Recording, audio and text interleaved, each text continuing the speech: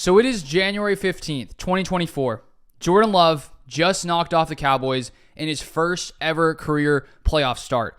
And it's crazy to think about how far the Packers have come in the past year, from trading away Aaron Rodgers, drafting a ton of young weapons, having the youngest team in the NFL, and now here we are after the Packers' first playoff game, and they beat the Cowboys, who many saw as one of the favorites to potentially make it to the Super Bowl in the NFC.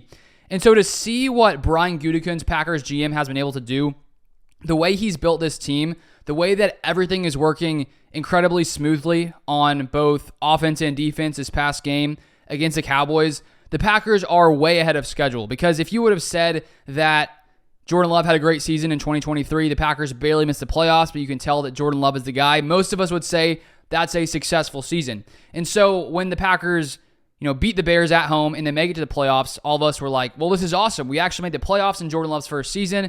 Even if we lose to the Cowboys, it still seems like a pretty successful season. Even more successful than any of us would have thought maybe coming into this 2023 season, first year of Jordan Love starting.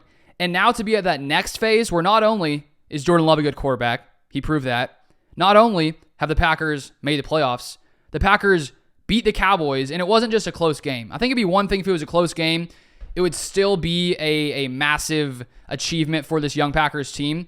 But to do it with what they did, in the fashion they did it, just absolutely dominating the Cowboys, up 27-0, the defense with 2 interceptions, and Jordan Love playing better than any QB in the NFL. And so there's no doubt right now the Packers are way ahead of schedule, because I just thought if we had this young team playing really well, next season they'd take a huge step forward after a full off season.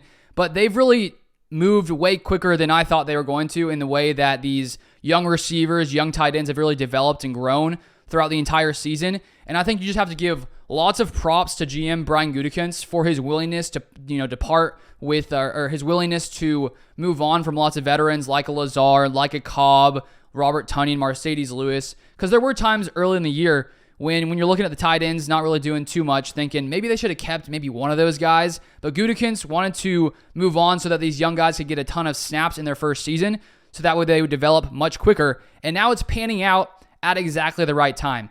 And if you were to ask me right now, to be completely honest, there's no other QB in the NFL I'd rather have than Jordan Love. Not Mahomes, not Lamar, not Josh Allen. Jordan Love has been the hottest and the best quarterback for the past maybe 8 or 9 weeks. In his last 9 games, 21 touchdowns to only 1 interception, a 70.7 completion percentage, and a 116.6 passer rating. And Jordan Love, for basically the past 4 games, the Packers have needed to win to keep their playoff hopes alive, and then, of course, to win in the playoffs. The Packers were sitting at 6-8. Jordan Love has 3 games. He beats Carolina at Carolina. He beats Minnesota at Minnesota. And then at home, with a win needed to make the playoffs, Jordan Love and the Packers win that game. Then you go to Jerry World, and you absolutely clobber the Dallas Cowboys. And I think when you look at the offense, this game against the Cowboys, pretty much everything was going right. Jordan Love has a great game. The offensive line has its probably best day of the entire year, considering just how dominant this Cowboys pass rush has been this entire season. And the fact that David Bakhtiari, one of the guys who's the highest paid on this team, goes down week 1.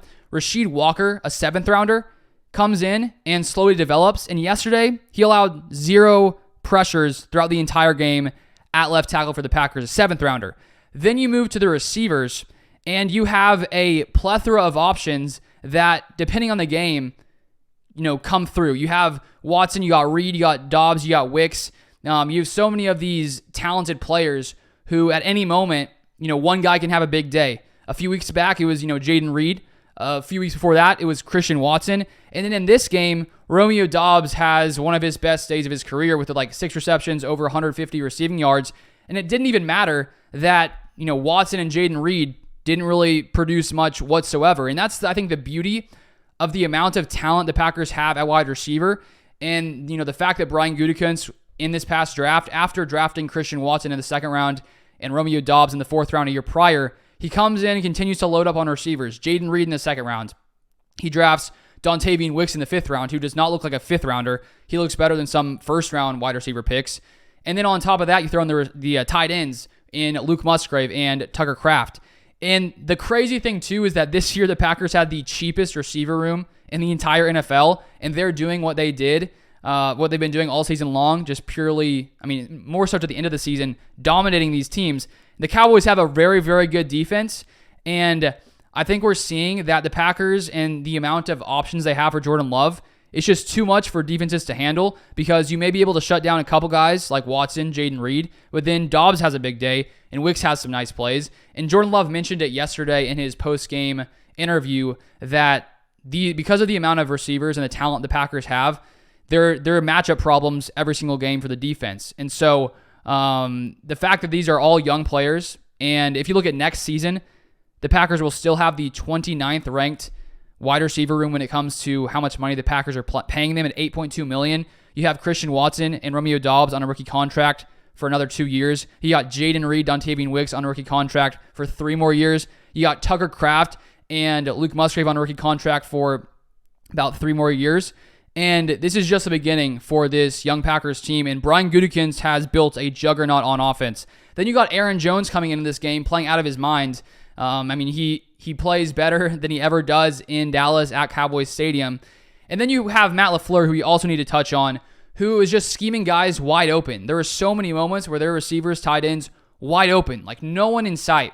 One of those plays was a beautiful route run by Romeo Dobbs. He makes this nice, shakes out the defender. Guy goes flying. Dobbs is wide open. Another time, Luke Musgrave is wide open. I think we're really just seeing this offense start to click in a way like we haven't seen before. Like they're taking it over the top now. And when you have so many different aspects that are tough to defend, a QB playing out of his mind, one of the best in the league.